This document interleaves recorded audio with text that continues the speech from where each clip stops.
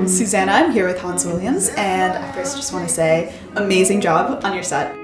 When did you first realize you wanted to be a musician? I don't know when I thought of it as a career path, but I started, I had a very early rap career in third grade where I got into recording music through I was taking guitar lessons at this place called the School of Rock. I was just making these weird raps over beats that my guitar teacher at the time would put together, and so I got into recording music, and then from there Tux Rock Dojo started recording I don't know what you would call it, just pop, or I wrote songs about saving the world. I had a song called 3 More Days Till Summer. I had a lot of bad songs, but I think I found joy making something even if other people didn't enjoy it, and so that's probably when I thought, maybe I could get into doing this, but I don't think really crossed my mind as a career path for a long time.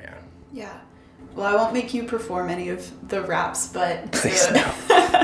So it seems like you sort of tried out a bunch of different genres, and so how did you land on what your music is now and what your recent EP is?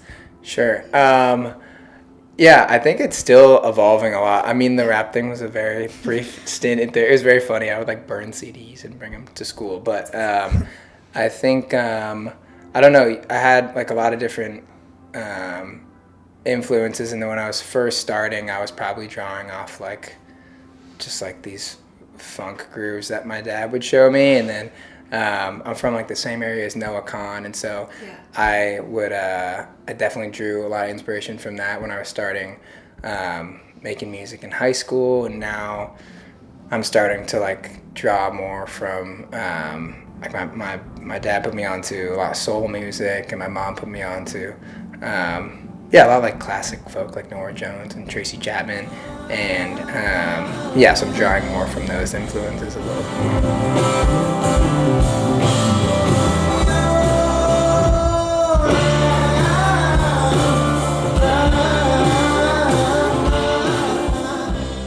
You mentioned being from the same area as Noah Kahn, so I want to talk a little bit about growing up in Vermont and what influence growing up in Vermont has on your music. I didn't really have much of a musical community to rely on, but I think as far as songwriting goes, it's just there's just an isolating factor to being there, almost in a good way though. I think I had a lot of reflective moments. I wrote a lot of sad music throughout middle school and early high school, and didn't have much to be sad about particularly, but I think was just drawing off the feeling of isolation being in a rural place, and reflection being in a rural place. I think when you go home to I couldn't walk to any friend's house, so I think when you get back home there's only a couple things to do, and so music was a good outlet there. Oh, my love.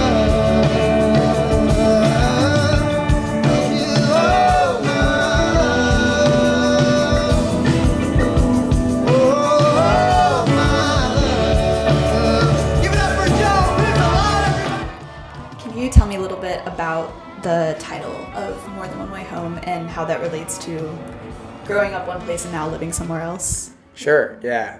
It's pretty on the nose, honestly. I clearly haven't put together a project yet, but I was, I don't know, I think it does a solid job of summing up, my, the songs I've released throughout high school and then college, and was kind of wrapping up that portion of my life. That whole project was just I guess just an affirmation that there is, a way to find a sense of comfort and a sense of belonging. That's maybe not equal, but at least related to what you feel where you grew up. And I was really lucky to grow up in a place where I felt comfortable and I felt like I belonged. And so it's about trying to find.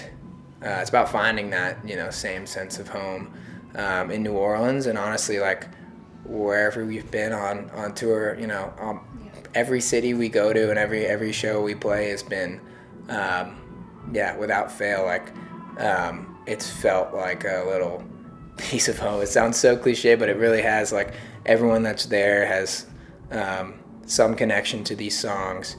We all commiserate over like our shared experiences, or the experiences that that are different, but we still have the same feelings and the same like catharsis in in those songs. So it's about kind of sharing some sense of home with people that are new in your life, or you may not even know. And so I think the meaning for me has evolved a little bit as we've started to tour more, and I think it's made me just be comfortable with being uncomfortable and being alone and being afraid, and I literally say that in the song.